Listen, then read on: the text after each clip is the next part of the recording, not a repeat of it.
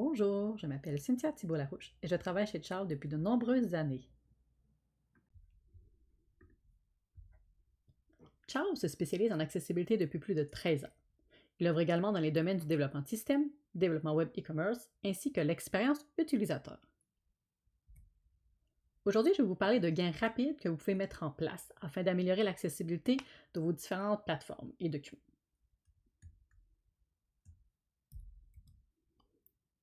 L'important, c'est vraiment de se concentrer sur des éléments simples et efficaces, et sachez qu'il n'est pas nécessaire de devoir refaire son site pour ajouter l'accessibilité. Oui, c'est sûr qu'idéalement, on essaie d'y penser en amont, mais il est toujours possible d'ajouter l'accessibilité par après.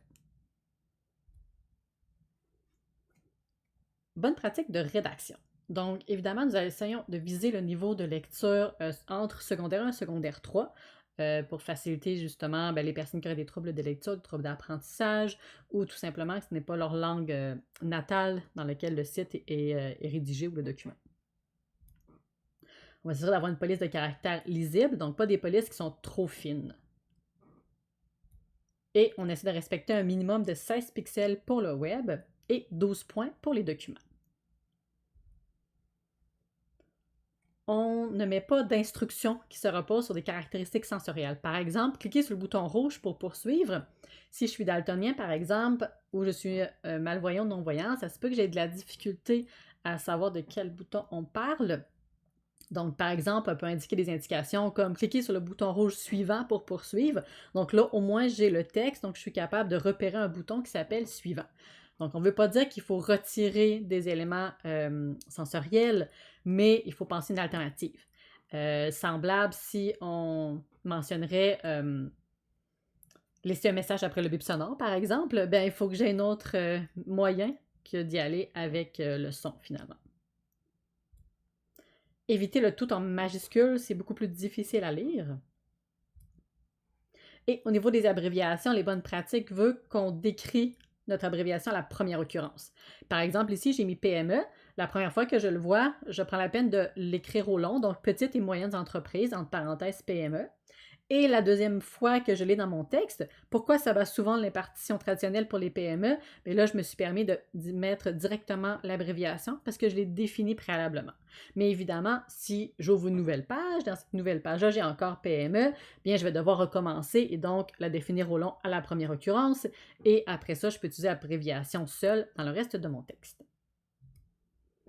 Pour les énumérations, on essaie toujours évidemment verticale et non pas horizontale, et on se maintient entre 2 à 5 puces.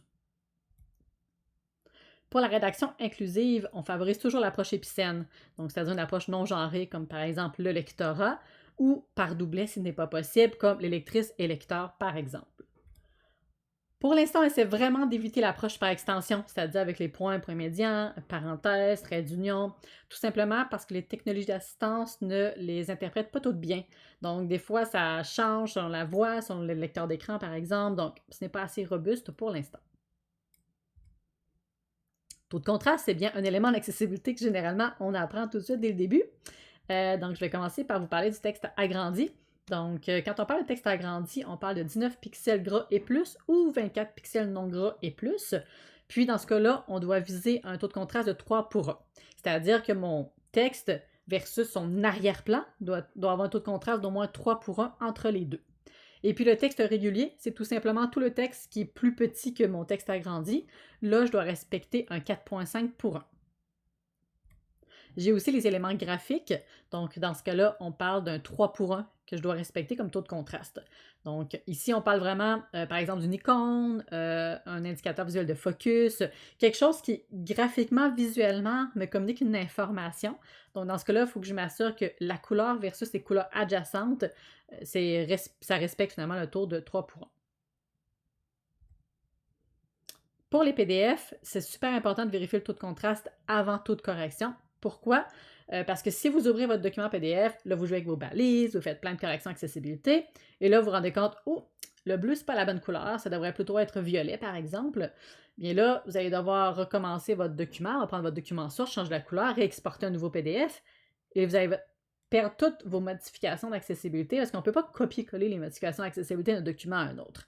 Donc, c'est pour ça que lorsqu'on met l'accessibilité sur un document PDF, super important que notre document était terminé le plus possible. Je sais qu'il arrive toujours des petits changements par après, évidemment, mais c'est des petits changements mineurs. Il y a des petites solutions pour ça, là, mais on veut s'assurer qu'on ne change pas toutes les pages d'un document, finalement. Donc, assurez-vous que vos couleurs sont bonnes, donc que vos taux de contraste sont bons avant de mettre l'accessibilité sur votre PDF. Au niveau des couleurs, on va évidemment ne pas utiliser la couleur seulement pour communiquer une information. Donc, comme par exemple ici dans mon graphique, ben, j'ai mes petites pastilles de couleurs qui indiquent quelle colonne correspond à quel élément.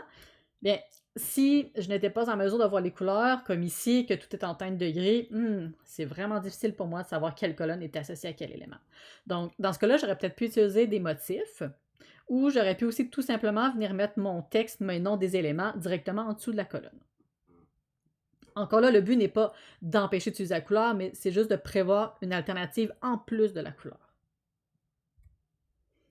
Au niveau de mon texte de remplacement, donc évidemment, si j'ai une image informative, donc qui communique une information, elle doit avoir une description et il faut vraiment qu'elle communique le message, finalement, ce que l'image véhicule, si je puis dire. Et j'ai aussi la notion d'image décorative, qui là sont des images qui doivent être ignorées, qui sont purement esthétiques. Donc, qui n'apportent pas vraiment quelque chose de plus dans la page. Je prends mon premier exemple, parce que vous voyez, j'ai un projet qui est Under Antarctica et j'ai une image à côté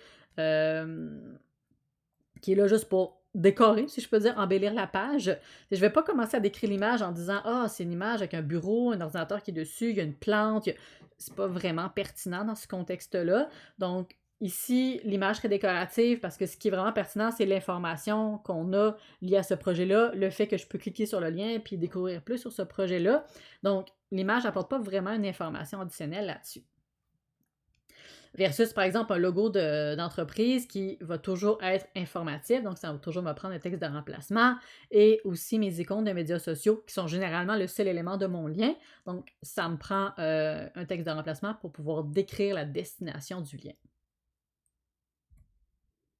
Que doit contenir un bon texte de remplacement? C'est la question à 1000 points. Donc, évidemment, je vais essayer de décrire l'objectif de mon image. Il faut vraiment qu'elle me permettre de comprendre l'information, le message que j'essaie de véhiculer. Et on essaie de viser moins de 75 caractères, ce qui des fois peut être un petit peu difficile. Et j'évite les mots superflus comme photo de, logo de, des mots qui vont de soi, qui n'apportent pas forcément plus d'informations que la personne n'a pas déjà en ses mains. Des fois, c'est des informations que la sémantique de l'élément, comme le fait que ce soit une image, me communique déjà, donc je n'ai pas besoin de le savoir. C'est un peu comme si on disait image de. Ouais, mais par exemple, mon lecteur d'écran me dit déjà que c'est une image. Je n'ai pas besoin que tu me rajoutes image de en plus. Par exemple, si j'étais sur un lien et que ça me disait aussi lien de. Oui, mais je sais déjà que c'est un lien, donc pourquoi tu me le dis? Donc, c'est toujours de réfléchir, évidemment, aux informations qui sont pertinentes, finalement. Et là, vous allez me demander qu'est-ce qu'on fait si j'ai plus que 75 caractères dans mon texte de remplacement? Eh bien, on va parler de description longue. Donc, parce que je le conçois, certaines fois, évidemment, on va voir des images complexes. Donc, des organigrammes, des graphiques, des tableaux sous forme d'images parfois. Et évidemment, il n'y a aucune chance que je puisse décrire en 75 caractères. Donc, dans ce cas-là, souvent, ce qu'on va faire, c'est qu'on va mettre un lien sous l'image qui mène à la page à description longue. Il y a d'autres solutions qui sont possibles. Des fois, on peut mettre un tiroir. Des fois, on peut mettre carrément la description sous l'image. Mais généralement, la solution qui est retenue, c'est de mener vers une nouvelle page. Donc, évidemment, je vais mettre un texte de remplacement sur mon image qui est un peu le résumé. Comme par exemple ici, ça pourrait être les mois de janvier à mars des 3 sites indiquant le nombre de visiteurs du site exemple.com, description de l'image après l'image, par exemple, où se trouve après l'image. Donc, le but, c'est de résumer l'image et de dire où se trouve mon lien, mon information qui me permet d'en savoir plus sur l'image. Donc, après ça, je vais pouvoir cliquer sur le lien et ça va me mener sur la dite page parce que là, j'ai ma description longue. Donc, comme vous pouvez voir, je reviens ici, la description peut contenir des titres, du texte en gras, des listes, etc., des tableaux. Donc, le but, c'est vraiment de venir présenter l'information pour qu'elle soit digeste et compréhensible. Donc, c'est pas juste de faire un paragraphe continu de texte. Donc, je vais vraiment pouvoir découper et structurer mon information.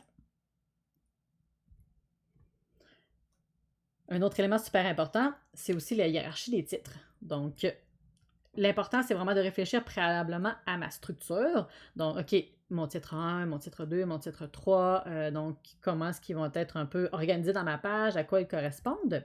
Évidemment, je ne peux mettre que des titres de niveau 1 à niveau 6 maximum. De toute façon, si vous êtes rendu à un niveau 7, posez-vous des questions, là, probablement que votre page est beaucoup trop lourde hiérarchiquement parlant et peut-être qu'on devrait découper peut-être sur 2 pages, peut-être venir créer des sous-sections, bref, il faut réfléchir un peu à la structure de notre page.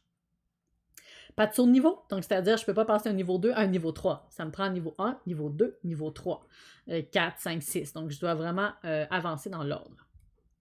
Et c'est très important que mes titres décrivent mon sujet, évidemment. Et je passe au lien compréhensible. Donc, s'assurer évidemment que mes liens sont non ambigus, qui décrivent clairement ma destination. Donc, par exemple, ici, télécharger. Télécharger quoi? Bien, télécharger le rapport annuel, c'est beaucoup plus parlant. Pas de cliquer ici ou de termes, je pourrais dire simples, qui n'apportent pas beaucoup de contexte. Donc, par exemple, ici, j'ai pris un exemple avec En savoir plus. Ben, si je mets En savoir plus, l'exposition à la saison des fleurs, ça apporte tout de suite plus d'informations, de contexte. Je sais où je m'en vais quand je clique sur le lien. Pas seulement utiliser la couleur, mais mettre un souligné. Donc, par exemple, ici, revivez l'histoire de l'événement à travers nos diverses vidéos. Et je mets juste vidéo en bleu, sans souligner. Si j'ai des troubles de perception de la couleur, ça se peut que je ne voie pas la différence entre mon bleu de vidéo et mon noir du reste de mon texte.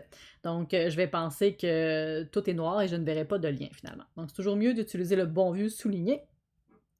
Et comme vous pouvez voir aussi dans l'exemple, j'ai rajouté le lien sur tout le texte au complet, pas juste sur vidéo, pour apporter plus de contexte. Parce que si j'ai un utilisateur qui navigue, par exemple, sur son lecteur d'écran, lui, ça va juste lui dire vidéo, lien.